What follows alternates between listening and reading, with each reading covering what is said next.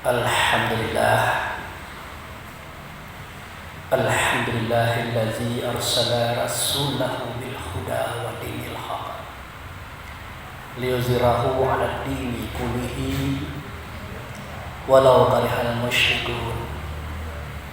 Asyhadu an la ilaha illallah wa asyhadu anna Muhammadan abduhu wa rasuluh la nabiyya ba'dah. Inna Allaha wa malaikatahu yusholluna 'alan nabi ya ayyuhallazina amanu shallu 'alaihi wa sallimu taslima. Allahumma shalli 'ala Muhammad wa 'ala ali Muhammad kama shallaita 'ala Ibrahim wa 'ala ali Ibrahim wa barik 'ala Muhammad wa 'ala ali Muhammad kama barakta 'ala Ibrahim wa 'ala ali Ibrahim fil 'alamin innaka Hamidum Majid. Ya ayyuhal hadirun ittaqullaha haqqa tuqatih wa la tamutunna illa wa antum muslimun. Wa qala Allahu fil Qur'anil Karim, a'udzu billahi minasy syaithanir rajim. Bismillahirrahmanirrahim. Wa ma khalaqtul jinna wal insa illa liya'budun. Shadaqallahu azim. Jamaah Jumat yang ditamu Allah dan dimuliakannya, kita banyak bersyukur kepada Allah. Dengan anugerahnya kita diberi kesehatan dan kekuatan, sehingga dengan itu kita dapat hadir dan datang di masjid yang kita cintai ini. Tak lain tak bukan tujuan kita adalah untuk mengabdikan diri kepada Allah dengan cara melaksanakan salat Jumat berjamaah. Kemudian di hadapan ikutan kita Nabi Muhammad Rasulullah sallallahu alaihi wasallam, kita telah menyatakan selawat kepada beliau. Semoga selawat yang kita nyatakan tadi didengarkan oleh Allah dan diterima oleh Allah, kemudian digantikan dengan syafaat atau pertolongan, di mana pada waktu itu tidak ada pertolongan kecuali pertolongan yang datang daripada Allah melalui Rasulullah sallallahu alaihi wasallam. Selanjutnya lagi, sebagai seorang khatib, saya tidak akan bosan-bosan mengajak, menghimbau dan menyeru kita semuanya, tentunya khusus bagi diri saya pribadi. Mari kita tingkatkan iman kita kepada Allah. Mari kita tingkatkan ketakwaan kita kepadanya. Berharap semua kita ini tidak akan mati kecuali berada dalam Islam atau selamat. Jamaah yang saya hormati, tadi setelah bacakan sebuah firman Allah yang saya petik daripada Al-Quran surah Al-Zuriyat, di situ Allah menyatakan bahwa wa ma khalaqtul jinna wal ins illa liya'budun. Artinya, aku tidak akan menciptakan jin dan manusia kecuali untuk mengabdikan dirinya kepada aku. Jadi jin di sini artinya adalah makhluk yang sama dengan kita. Dia hidup, dia berkeluarga, dia beranak pinak, dia punya gaya, dan juga dia punya hidup dan mati. Kemudian juga dia punya agama, sebagaimana agama kita. Jadi Allah tidak jadikan kita dengan dia kecuali untuk mengabdikan diri kepada Allah Subhanahu wa ta'ala. Jamaah yang saya hormati, mengabdikan diri kepada Allah, apakah itu mengucapkan 2 kalimat syahadat? Apakah itu melaksanakan sholat? Apakah itu puasa? Apakah itu zakat? Apakah itu haji ke Baitullah? Ternyata itu bukan mengabdikan diri jamaah, melainkan itu adalah kewajiban kita kepada Allah sebagai hamba dan umat beragama dengan agama Islam. Lalu apa itu mengabdikan diri? Tentu ada sesuatu yang kita buat untuk Allah. Memang betul Allah tidak butuh pada segala sesuatunya, memang betul. Tetapi berdasarkan itulah Allah jadikan kita, yaitu untuk memberikan sesuatu, untuk melakukan sesuatu kepada Allah. Apa itu? Itulah kita. Kita diminta oleh Allah supaya menyuarakan suara Allah, mengatakan kata Allah, memperbuat perbuatan Allah di atas alam semesta. Sehingga nyatalah keberadaan Allah itu melalui keberadaan diri kita. Itulah pengabdian. Namun prosesnya bagaimana? Prosesnya adalah sebagaimana Allah katakan pada surat Al-Hadid, wal awalu wal akhir wa zahiru wal batinu. Artinya dia yang awal, dia yang akhir, dia yang zahir, dia yang batin. Dia yang mana? Ya bukan Allah. Kalau Allah tidak awal tetapi mengawali, kalau Allah tidak akhir tetapi mengakhiri, kalau Allah tidak batin tetapi membatinkan, kalau Allah tidak zahir tetapi menzahirkan. Sekarang timbul pertanyaan kita, suara Allah, kata Allah, perbuatan Allah itu zahirnya kepada siapa? Sebelum kepada kita, terlebih dahulu kepada Rasulullah sallallahu alaihi wasallam. Kenapa sedemikian? Karena Rasulullah itu adalah wujud serta Allah. Oleh karenanya diperintahkan kepada kita ingin mendengarkan suara Allah, dengarkan suara Rasul. Ingin mendengarkan kata Allah, dengarkan kata Rasul. Ingin melihat contoh perbuatan Allah, lihat percontoh yang ada pada Rasul. Itu makanya kita temukan beberapa ayat khususnya yang berbunyi, laqad kana lakum fi rasulillahi uswatun hasanah. Sungguh pada diri Rasul itu ada contoh yang baik bagi kamu. Jadi kita mencontoh bukan kepada Allah tetapi kepada Rasul. Allah itu gaib, dia menyatakan keberadaannya pada Rasul. Kemudian ingin kita mentaati Allah, tidak bisa kecuali kalau kita mentaati Rasul. Ingin kita melaksanakan perintah Allah, tidak bisa kecuali kita taati perintah Rasul. Dan semua itu sudah tertuang dan tercatat pada kitab Quran. Itulah makanya kenapa kepada kitab Quran ini ada perintahnya kita laksanakan, ada larangnya kita jauhkan. Nah, jadi kepada Rasul dulu baru kepada kita. Nah, untuk kita bagaimana wujud pengabdiannya? Tentu tidak mengatakan kita menyuarakan suara Allah, tidak begitu. Mengatakan kata Allah, tidak begitu. Memperbuat perbuatan Allah, tidak begitu. Melainkan menyuarakan suara Rasul, mengatakan kata Rasul, memperbuat perbuatan Rasul di atas alam semesta. Begitulah struktur keberadaan Allah itu nyata adanya. Kalau dia ghaib, dia menyatakan keberadaannya kepada Rasul, Rasul menyatakan keberadaannya melalui kita. Makanya jamaah yang saya hormati, untuk mengabdi kepada Allah ini sebenarnya tidaklah mudah dan tidak pula sulit. Asal kita mau, asal kita tunduk kepada Allah dan Rasul, insya Allah pengabdian itu bisa kita laksanakan. Apa kata Rasulullah? Sesungguhnya anna minallah wal mu'minu minni. Aku ini datang daripada Allah, sedangkan kamu itu datang daripada aku. Jadi pada diri kita ada sifat Muhammad, pada diri Muhammad ada sifatnya Allah. Nah, dengan sifat itulah kita menyuarakan suara Rasul, mengatakan kata Rasul, memperbuat perbuatan Rasul.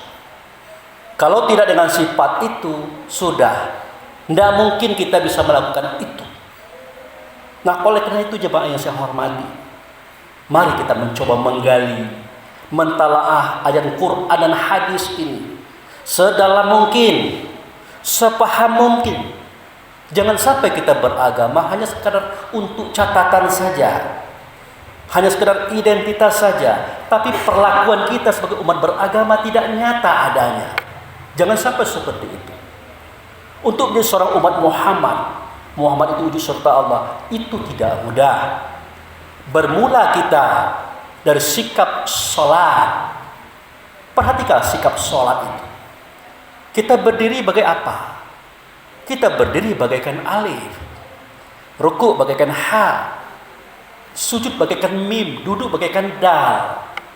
Kalau digabungkan kalimat itu atau huruf itu, maka berbunyi dia Ahmad. Jadi gerak saja kita ini sudah terpuji. Gerak kita saja sudah terpuji. Ahmad itu artinya terpuji. Nah, bagaimana pula suara kita? Tentu yang kita suarakan, yang kita katakan bukan hawa nafsu, bukan kehendak hati kita, tetapi kehendak Allah dan Rasul. Makanya segala sesuatu kalau kita perhatikan di dalam sholat itu, tidak ada peraturannya kita boleh mengatakan kata, menyuarakan suara selain pada apa yang dituntunkan. Nah, di dalam sholat juga kita perhatikan bahwa di situ ada janji, ada sumpah yang harus kita pahami itu. Mulai kita mengatakan Rabbirfirli, ya Allah ampunkanlah saya. Apa artinya itu? Artinya kita ini pendosa, tidak bersih kita ini, pendosa kita ini. Kalau hari ini kita terlihat terhormat karena orang tidak tahu saja. Jika Allah bukakan aib kita, bubar semua kita, ketahuan kelemah kita. Maka selalulah kita meminta ampun kepada Allah dan menghindarlah terhadap hal yang bersifat dosa. Kemudian kita juga mengatakan warhamni, kasihanilah aku, sayangilah aku ya Allah, cintailah aku ya Allah. Itu kata kita. Tapi pernahkah kita tahu bagaimana cara Allah mengasihani kita? Bagaimana cara Allah menyayangi kita, mencintai kita? Apakah spontan begitu saja? Tidak. Terlebih dahulu kita cintai dulu orang lain. Kasihi dulu orang lain, sayangi dulu orang lain. Tidak bisa kita berbuat seperti itu, jangan berharap Allah akan mengasihi, menyayangi kita dan mencintai kita. Jangan berharap. Kenapa? Itu hanya permintaan kita saja, realisasinya tidak ada. Apalagi kita katakan wajiburni, cukupkanlah aku.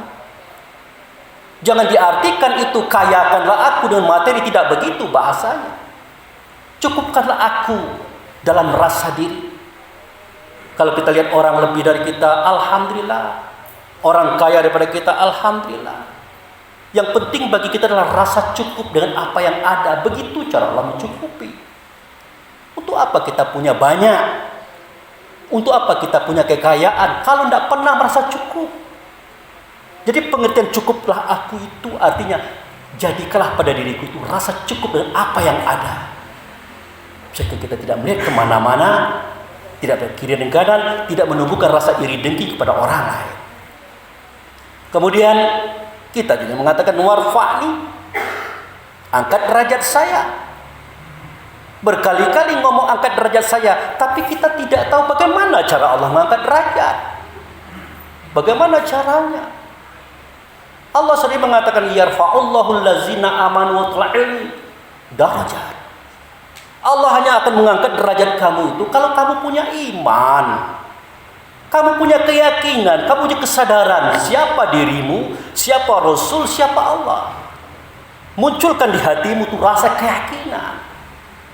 Dan kemudian kamu berilmu. Ilmu apa saja?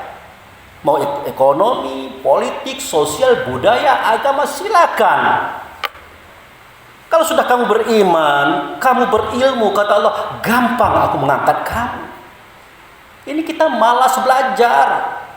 Tidak mau baca kitab Quran, tidak mau baca kitab hadis, tidak mau baca buku, tidak mau berdiskusi, tidak mau mempelajari segala sesuatu, tidak mau. Kita pikir beragama begitu, tidak begitu. Begitu.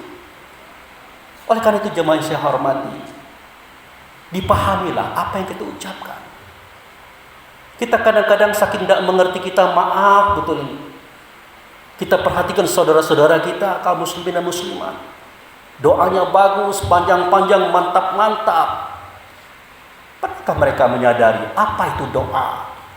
Doa itu permohonan, permintaan.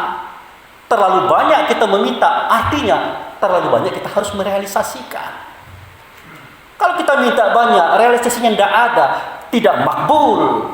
Jangan disalahkan Allah. Makalah memintalah kita dengan apa yang kita mengerti, memintalah kita apa yang kita paham, dan memintalah kita kepada apa yang kita mampu melaksanakannya. Nah, begitu Allah ajarkan kita melalui sholat tadi. Mudah-mudahan dari sini kita bisa bersuara, berkata, berbuat sebagaimana Allah mengajarkan pada kita. Kemudian juga Allah itu Ar-Razzaq. Dia memberikan rezeki. Setiap kita dapat rezeki tiap hari. Pernahkah Allah melihat ataupun kita melihat Allah? Tidak ada. Yang kita lihat kadang-kadang saudara kita, teman kita, dia menyampaikan rezeki kepada kita. Begitu cara Allah menyampaikannya. Dan jangan tervakum kita kepada hal yang begitu-begituan. Jadi harus paham betul kita. Allah pengasih penyayang. Bagaimana Allah memberikan pengasih penyayang? Tentu melalui kita-kita atau melalui orang lain kepada kita. Realisasi ini yang Allah minta kepada kita supaya kita bisa mengabdikan diri kepadanya dengan cara menyuarakan suara Allah, mengatakan kata Allah, memperbuat perbuatan Allah yang nyata pada Rasul. Semua itu kita lakukan. Barakallahu li wa lakum fil Qur'anil azim wa sayyidil mu'minin wal mu'minat wa astaghfiruhu innahu wal ghafurur rahim.